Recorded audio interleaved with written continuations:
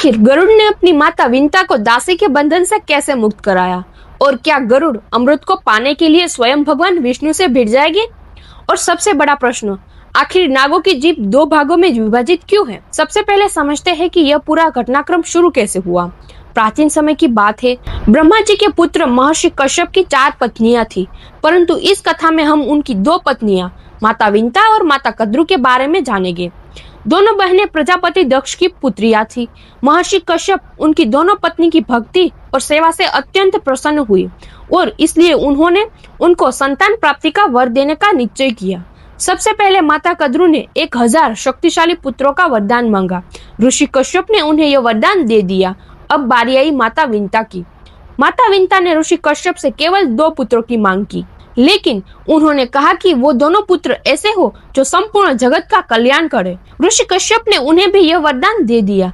समय बीतता गया। माता कद्रु ने 1000 अंडे दिए, जो कुछ समय बाद फूट गए और उनमें से 1000 नाग पुत्र उत्पन्न हुए, विभिन्न आकार, विभिन्न रंग और विभिन्न शक्तियों वाले। वही माता विंता ने 2 अंडे दिए, लेकिन यहीं से इस कथा का पहला रहस्य शुरू होता है। माता विंता पुत्रों को देखने की उत्सुकता में इंतजार नहीं कर पाई और अधीर होकर उन्होंने एक अंडे को समय से पहले ही तोड़ दिया।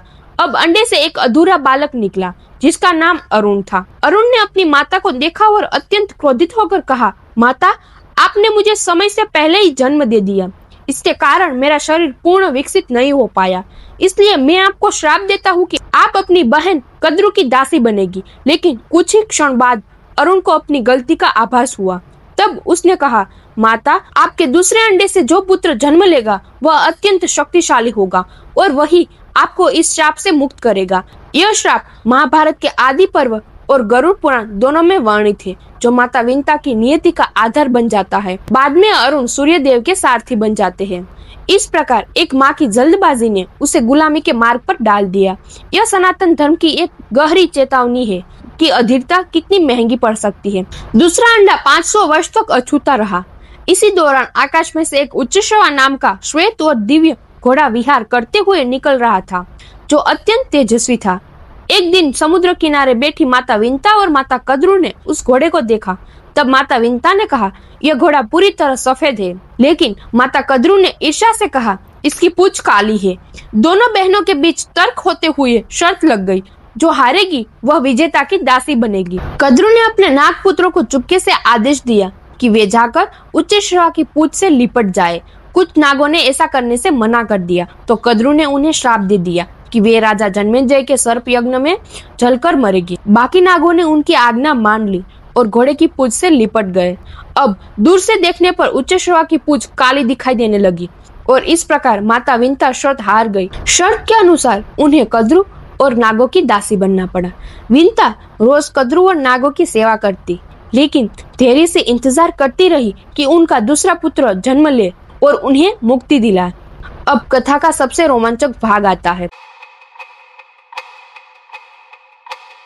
500 वर्ष बाद माता विंता का दूसरा अंडा फूटा और उनमें से जन्म हुआ गरुड़ का। गरुड़ पूर्ण विकसित रूप से जन्मे। उनका शरीर मानव के समान था, लेकिन उनका तेज अग्नि के समान प्रज्वलित था। वे इतने विशाल थे कि जन्म लेते ही आकाश को ढक सकते थे। गरुड़ की शक्तियां जन्म से ही अद्भुत थी। वे मन की गति से उठ सकते थे और अपनी इच्छा से आकार बदल सकते थे। कभी वे अंगूठे जितने छोटे हो जाते, तो कभी सूर्य को ढक देने जितने विशाल हो जाते थे। जन्म लेते ही गरुड़ ने अपनी माता की दयनीय स्थिति देखी तो वे अत्यंत दुखी हुए और तुरंत उनकी मुक्ति का उपाय सोचने लगे। फिर वे गुप्त रूप से माता दिति के पास गए और अपनी माता की दास्ता की पूरी कहानी जान ली। उसके बाद गरुड़ माता कद्रु के पास पहुंचे और बोले, मेरी माता को दासी के बंधन से मुक्त कराने के लिए मुझे क्या करना होगा?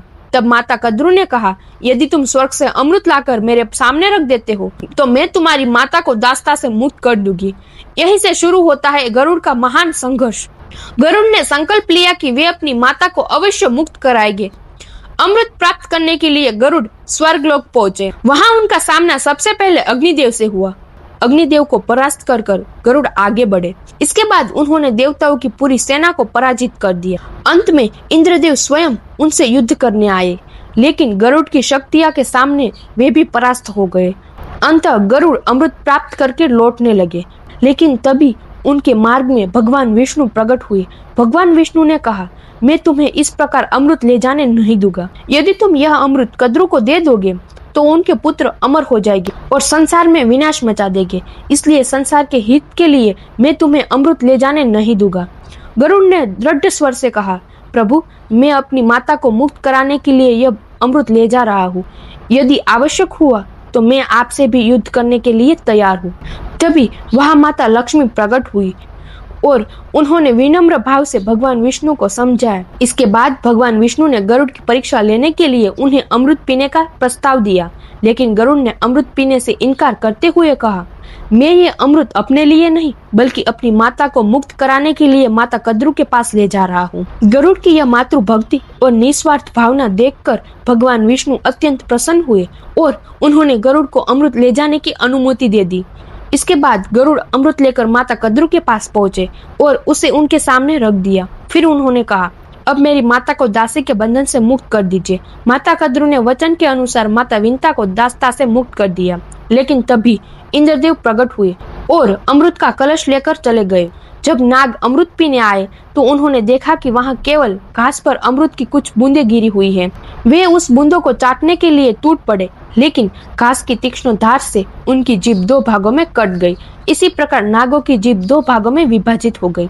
गरुड़ ने अपनी बुद्धि, शक्ति और मातृभक्ति से अपनी माता को दासता से मुक्त भी कर दिया और नागों को अमृत प्राप्त होने से भी रोक लिया। दोस्तों, यदि आपको ऐसी ही रोचक और रहस्यमयी पौराणिक कथाएं पसंद आती है तो चैनल को सब्सक्राइब अवश्य करें, वीडियो को लाइक करें और कमेंट में जय श्री विष्णु अवश्य लिखें।